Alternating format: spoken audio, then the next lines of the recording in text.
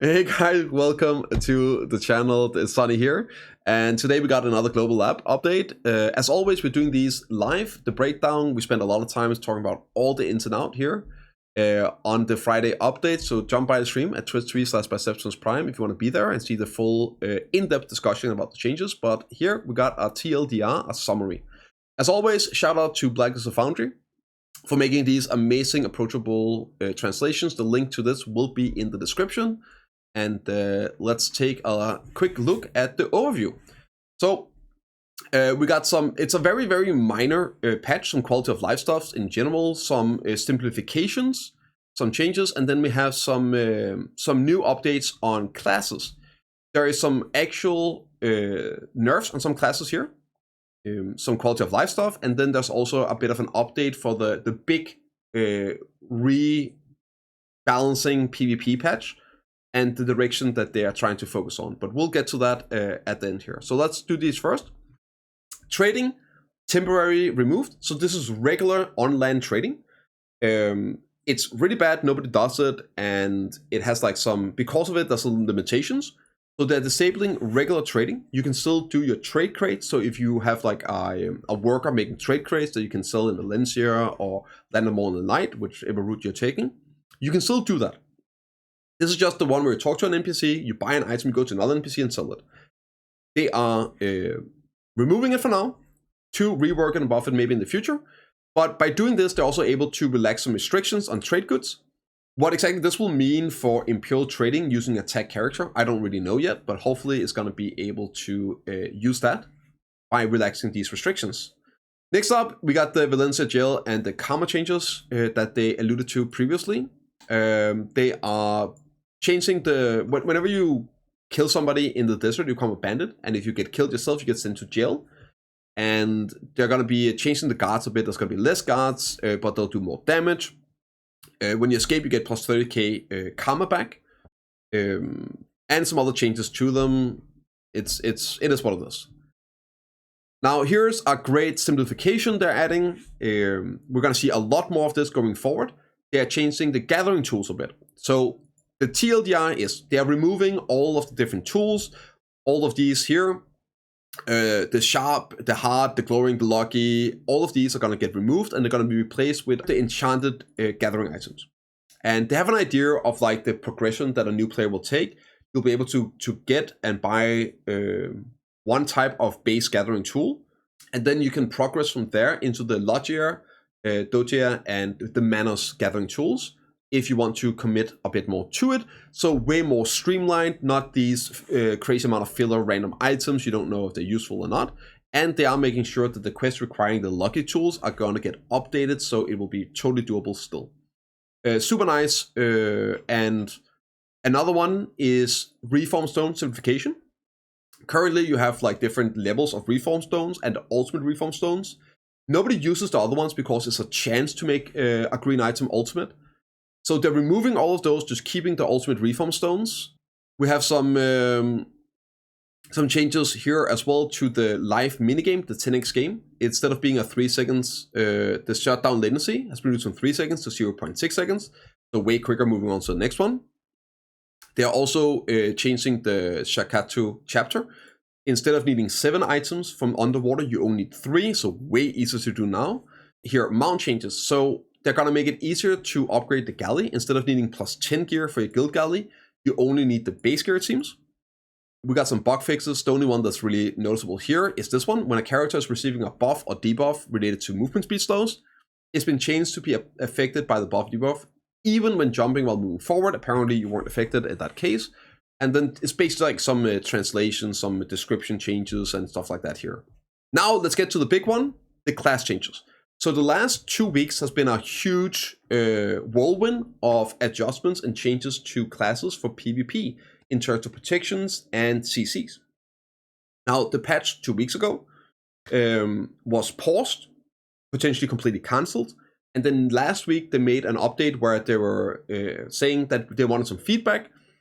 Players weren't happy with the changes, so they didn't apply them to live. But they still wanted to make some updates in terms of protections for classes that really needed it and couldn't function in group fights. There was 3 options. I covered that in the other video. And as I said, the only option that got into our head, if we had to choose, was the second one, by giving more front guards instead of super armors. But that still has issues as a general application, because some classes would need a super armor and etc. Like classes just function differently. But what they're saying here is they heard us, gave a lot of opinion about the second method.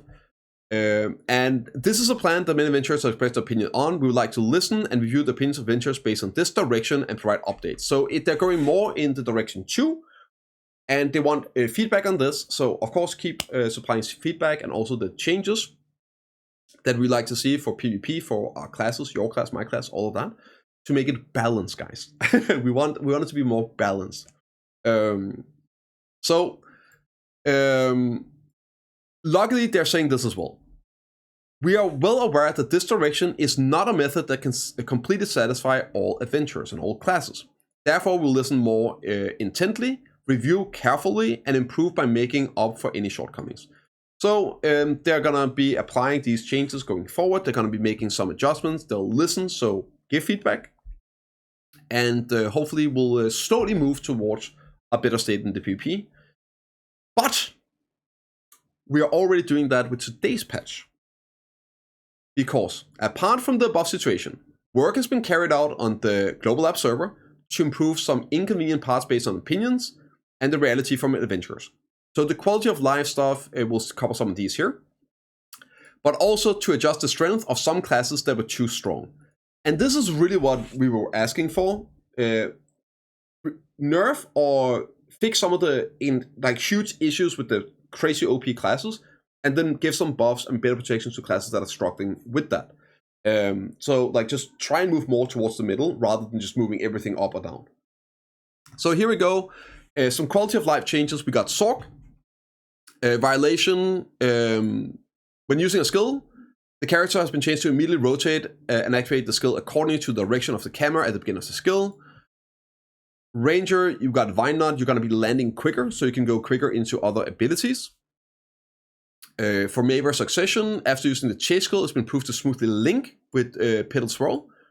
The character's direction has been changed to be fixed regardless of camera rotation during the return movement of Pedal Swirl. Improvements been made to smoothly link the first hit after forward chase and the second hit after backwards chase. So better linkage, which is great for Awakening. Smooth linkage here on all of these abilities. Frost Pillars. Improvements made so the skill can be smooth link. Basically all this like smooth linkage, which can be a pretty big buff. It can allow for closing gaps between protections. It can allow for better comboing. It can allow for more DPS. And just a way better feel when playing the class. So this is nice, and this is what they're talking about, listening to feedback from players about issues with the class that isn't strictly buffs or nerfs or anything, but just like input and mouse turning and all that. For which Awakening, Barrage of Lightning, now you can it can be linked with Magic Evasion and Elementalization, and also after using it, you can use your dash quicker afterwards. Kuno Main Hand. This was actually in the patch 2 weeks ago, and they got it now. So the Kuno block, the stamina will no longer consume while being in the kunai block. And the guard has been changed to maintain continuously until the Q stroke is held. And also you don't get pushed back as far when you get hit on it. That's a really nice one. Tragic Blade activation. Conditional skills change to be activated successful defending when stamina is 400 less, to activate it when left clicking after successfully defending. And then also some activation here on Kunai Throw and Shadow Stomped. Movement speed has been improved in the air, etc. For Awakening, Shadow Clones will appear more quickly. Movement speed when moving forward, the throw will be slightly increased. And also the movement during the lethal spree spin has changed so it does not pass through character. For Dance Macabre, the attack has been changed to always move the maximum distance, even if there's an enemy in the middle. We have Ninja over here. Some changes to the Fatal Blow immediately being used. Smoke screen cooldown reduction by 2 seconds. Alert stance, now you can do it by right-clicking after using Cut Throat or Boss Slaughter. For Awakening, the skill's been changed on drastic measure to be completed more quickly.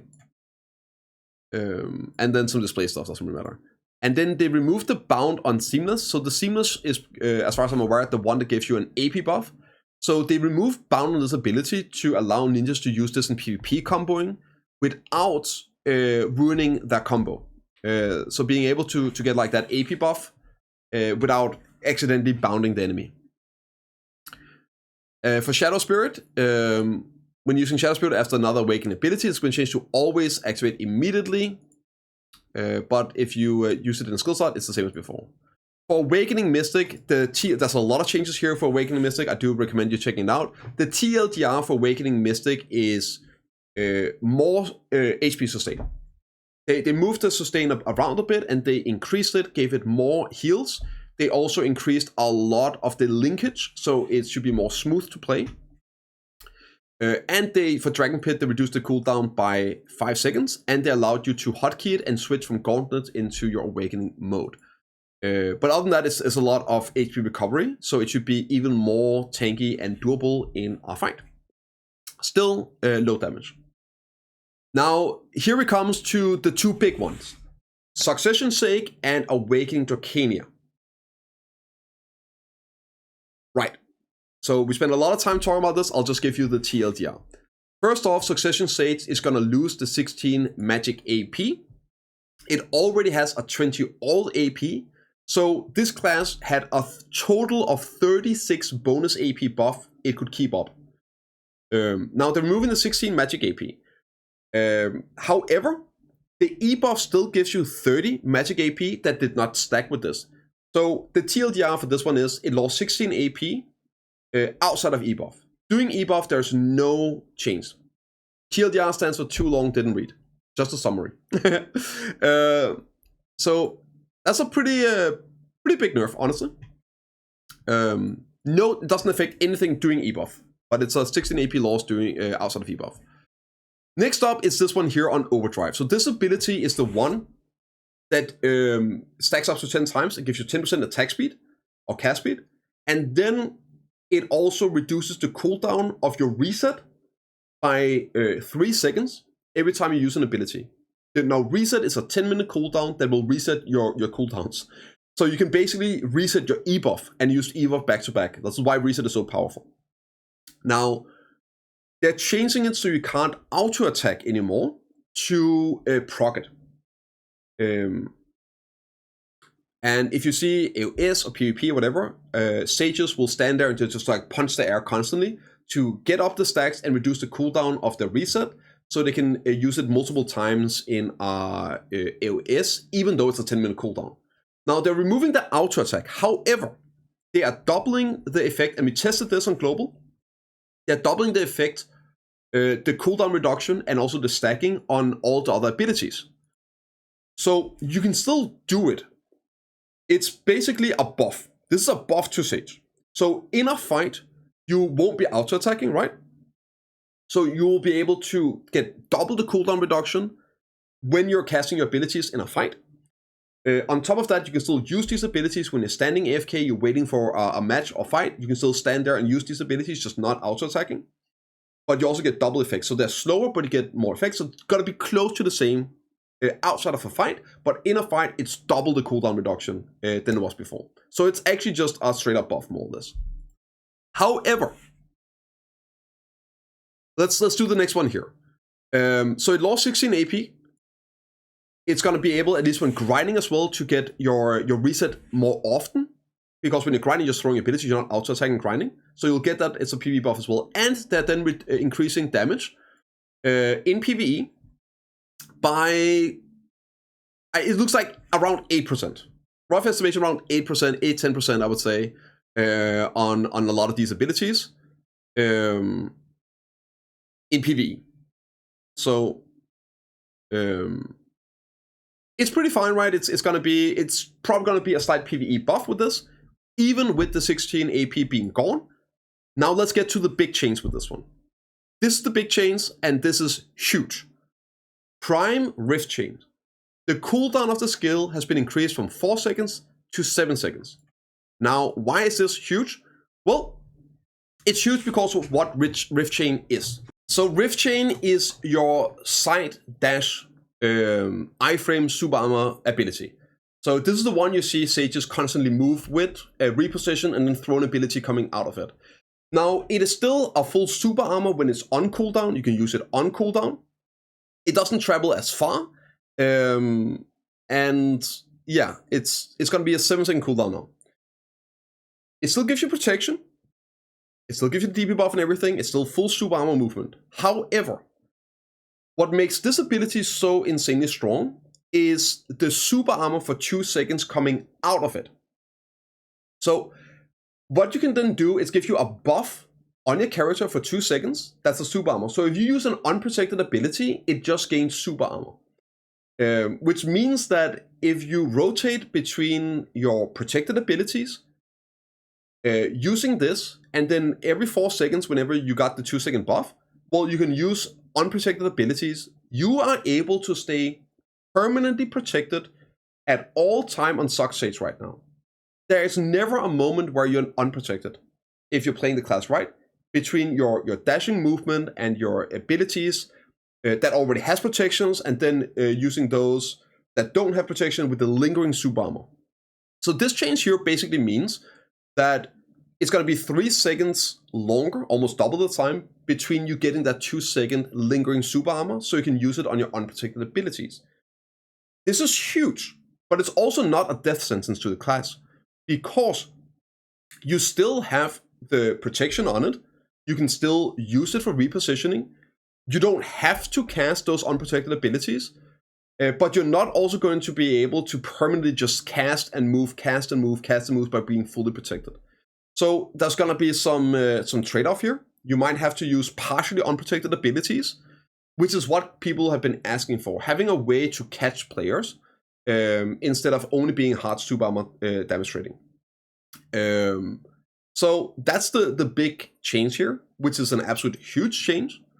You can play around it as a Sock Sage player, but you're gonna have to either take a chance in situations where you feel like you use a partially unprotected ability, or you're gonna have to then not cast an ability while you're waiting for your protected stuff if you deem that necessary, right? But most players have unprotected situations where they're like, either I'm not doing anything right now, or I'm using something unprotected for re-CC or whatnot. So this will actually generate some real gaps to Sock Sage at times. So it's a huge nerf. They keep the damage, as they said themselves in the blue post.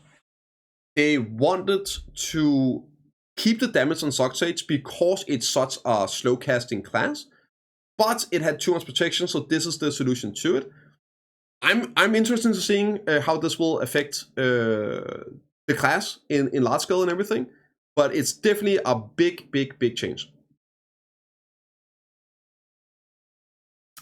Next up is Corsair, and for here we have some really nice changes to Succession. The C-Stroll is getting changed from 20 to 8 seconds. It's the protected movement. It's going to get removed the damage while traveling, but it's going to do more damage at the end attack. It has the, here we go, not recovering the shield, the block charge is applied while you're passing through. It's apparently already doing this, but only when you deal damage. Now they removed the damage, so just making the ability to do it. So in that regard, there should be a non-change. It's just going to be shorter cooldown, so you can use the protected movement more often, and it will do a bigger hit when you come out, rather than doing a bit of damage while you're traveling through. Next up is C-Stroll here. Never mind. That's just a description change. We got Dream Swell here, which is getting changed from 30 seconds to 20 seconds, so it's going to match the cooldown of the vacuum. This right here, I believe, is the ability to let you move when doing the vacuum. The vacuum is on a 20-second cooldown, and this is going to match that, so now there's going to be a lot more consistency with the movement of the class. So this is like really nice changes to it. Again, nothing crazy here. Nice and slight changes. which is what we like to see. And then comes Awakened Drakania. How the class has gone this long without getting any changes, it's a mystery. But let's dive into it. And I have a few things to say about Socksage and Drakania changes today, after we cover Drakania, but because it's actually a bigger implication than just the changes here. So, first one is the Dragonflight. The Dragonflight is the one, super armor, you're like a rocket flying through the fucking air, full speed ahead. They are changing it, so when you use that ability, this is the ability where Drakanias will be out of render distance, they will teleport into you, you won't even see them, and they're suddenly gonna be up your hoo-ha, and gonna be CCing you and killing you. So they're changing this ability to force the player to land, and then being able to use the engage ability. Attack panel right now is using this, run in, and then do like tip of the spear, jump in, KD, on top of people, and most of the times it doesn't register on your screen because of desync before they hit you, CC you, and kill you. So now they're gonna force the players to land, and then they'll be able to do it. Now it's gonna be very smooth. They made it very smooth, increased linkage and everything. But the fact that you have to land, it gives you a bit of time to react to the Drakania actually being there in your face.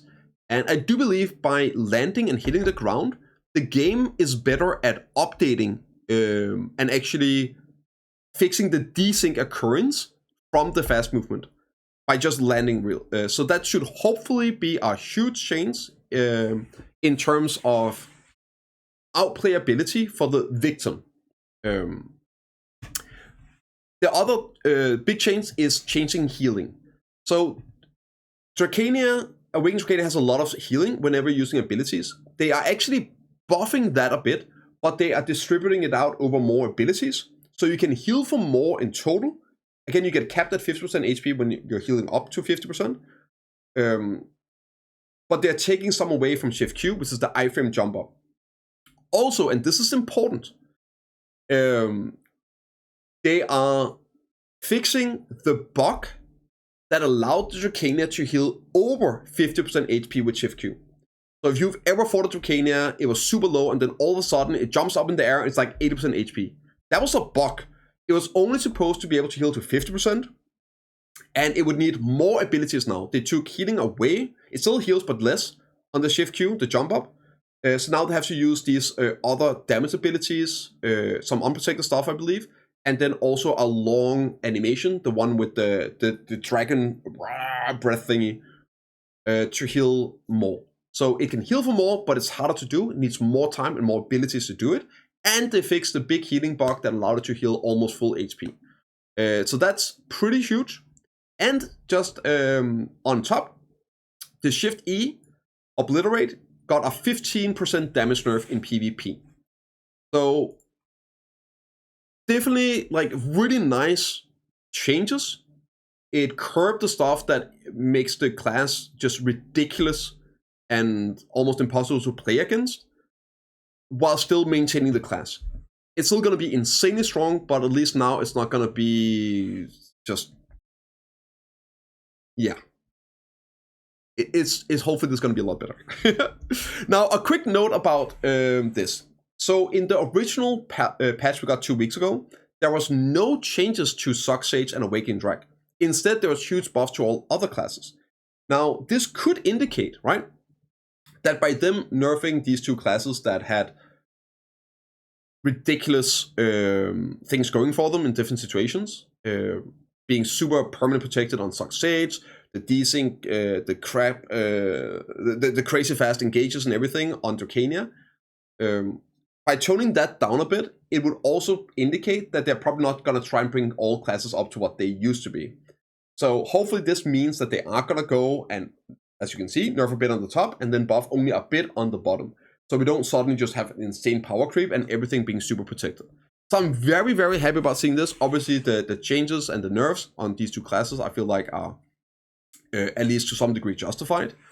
We'll see how they play out. Hopefully it's still going to be good, but now there'll be some counter to it, which is what we really want. But it will also indicate that we're not going to get as insane power creep as was first indicated with the patch 2 weeks ago. So this makes me very, very optimistic. Next up is Awakening Maehwa. changing some key inputs here for Hazy Path, so you can use it if you lock the Hazy Path, right? Sorry, we're logging Heavenward Dance. Try out Foxfire. This is the big change to Awakening. They are giving it a front guard. Currently, it's completely unprotected with no CC. And the core gives it front guard. They're giving the ability front guard, and they're gonna get the core to give a stiffen. So you can use the core now, and it's gonna be a front guard stiffen, or you can just not use the core and just gain front guard. So it's gonna allow for a bit more protected damage in group PvP settings, so a bit more usability outside of 1 vs 1. They also increased the life restore on Twilight Crane from 30 to 4% max HP, and cooldown reduction from 18 to 16. And they can also add it into your quick slot and use it with your main hand abilities out. For Scholar, this is an amazing patch. We got the 3 rabam skills and we got the BSR skills today. And these will definitely change the performance of this class, both in PvE, but mainly in PvP. It might still need a slight damage buff in the future, but I'm happy that we get these abilities first. We see how to play out, and then if it needs more, it should do more. I'm totally pro slight adjustments every week rather than too much, and then you end up with, well, what Awakening Drak was, right? So here we go. The first 2 abilities, you have the choice between Gravity Control and a Quick Dash. Gravity Control is a forward guard damage ability. So we'll probably see a lot of people using this in PvE if the damage is good enough. Very nice, very fast. And a Quick Dash is exactly that, a Quick Dash. This right here is going to be exactly what this class needed for PvP, in my opinion. Really fast forward dash. It's a forward guard. It is unprotected at the end because it is a stiffen at the end. However, we tested on global. You can cancel the unprotected part almost immediately. So it's going to have a very, very, very small unprotected gap right at the end. So you can go into your spacebar or whatever. But you can use this to, if somebody gets a CC, you need to get over there real quick. You can just dash forward. It's amazing. This is crazy good. Exactly what this class needs. Super high for this ability. Next up, the next choice is going to be 2 damage abilities. They seem very similar in damage. It's basically a front guard ability that recovers your mana. And then it's a super armor ability with more range, where this one is more like circular AoE. Which is a super armor that recovers HP. So this is going to be more of a whatever fits you best, whatever you like more. Personally, I'm leaning towards the super armor here. They're both roughly the same quickness, roughly the same damage. So it seems to be more of super armor versus front guard. Now, the next one here, the last rabam. Now that is interesting. The first one here is one of the coolest abilities and probably strongest abilities we've seen in a long time in PDO. It's a 1-minute cooldown. It's a 30-second buff that removes any slows on you, and it gives you immunity to slows for 30 seconds. So basically half the time you'll be able to immune to slows. Which is crazy. That's crazy. So one of the things about comboing and damage in PvP is, well, if you got any sort of slow on you, it can completely ruin your comboing. So by having an ability like this, even if the damage is not as big as it should be for the slow animations of the class in PvP, being unslowable means you can get the damage out guarantee. So this is a huge deal for this class in PvP. You also have the second option here, which is a full super armor, as you can see, full super armor ability, 360 AoE, kind of big AoE. The damage is good. It gives a 10% slow for attack speed, movement speed, and cast speed in the middle, and a 30% slow on the outside. But it's only for 5 seconds. I think for PvP, everyone is going to be using this one. This one here is just absolutely amazing. But if you go like a full DP build, maybe you enjoy having a bit of utility, you might consider using this one. But yeah, this might be good for PvE though. It's a 360 AoE, so that could be a great choice for PvE.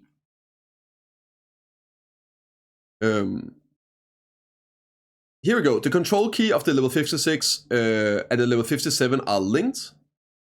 So those are those abilities linking between each other. You can see the gap is a bit smaller, but you hit the CC and then go straight into another one. yeah, it's this is whatever. Like you can cancel this faster with other abilities. Now let's get to the BSR abilities. They are again huge for this class. The first one is the 10%. It's on the Whirlwind. The Whirlwind is gonna get double the hits on the first. It currently is a 5-hitter on the regular one, so it gets 5 more hits on the first blow on a 1973. So that's a good damage increase. And it is also bigger AoE. So this is amazing for getting people off horses or whatnot. Nice little 10%er bonus damage is great. The 25%er is meh. It makes you jump further and higher. So it might be good, I guess, if you're really high and you get that increased damage on the fall damage. But it makes you jump further and higher. And it gives you a buff, a 10 AP buff and a 10 DP buff for 20 seconds on use. But that's it. No more damage or anything on it. So it might be interesting in some situations, but in general, it's not going to be that useful. However, the 50% one, oh boy. So it increases the second hit damage here by 2 more hits. So that's quite a big of a damage increase. It's a 3,800 2 times. And it gives you a KD on the first hit. So the big AoE you see here, the big first AoE, it's full super armor, and that's a KD. This one here is awesome. Awesome. Big damage, big super armor, big AoE with a knockdown. So really good ability here. Especially this one is gonna have big impact for PvP for this class. Now there's some quality of life changes on top of all of this that are very, very, very needed, and pretty much exactly what we've been asking for. The first one is changing to the grab. The grab, despite being a range KD grab, is probably the worst grab in the game because of the issues with it. Some of this is getting addressed here. KD means knockdown, which is the best, the longest lasting CC in the game. The gravity grip, the grip has been changed as following. The method of charging at the aim target has been changed to rush forward regardless of the aim target when it's thrown. It's way quicker. It is way, way quicker. So I have a little video here for the CC. Now you still are unprotected on the move. And as you can see, it's unprotected even when you get there for a moment, so you will still be able to be CC'd out of your grab. You see, the CC is applied, but you're still unprotected, which was a big issue with the ability, that even if you hit the grab, you're gonna get CC'd out of it in any sort of group fight. But it's way quicker now, so the window of you getting CC'd is thereby smaller. So that's a huge buff to the ability. And they also fixed like the movement over there. If you're trying to grab somebody and there's a rock in the way or whatever, you can't teleport over there, but you're gonna move over there faster, and you're gonna move over there even if you don't, as long as the throw is successful, right? The slope, okay, so it's gonna be better up slopes as well. The attack judgment of throwing strikes has been relaxed. The throwing attack has been improved to link smoothly with other skills.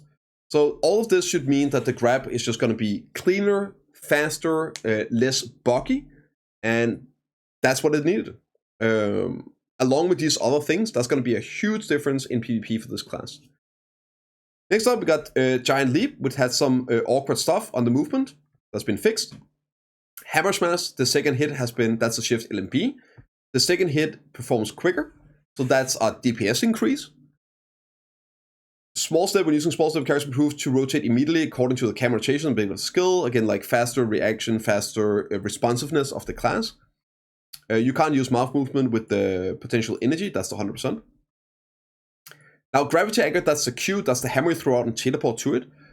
The issues with not being able to use it on terrain when it's slope has been improved at least. And it's also going to link smoother together. So the Q into the teleport, Q into Q, it's going to be a lot smoother now, which it had a lot of issues with this ability.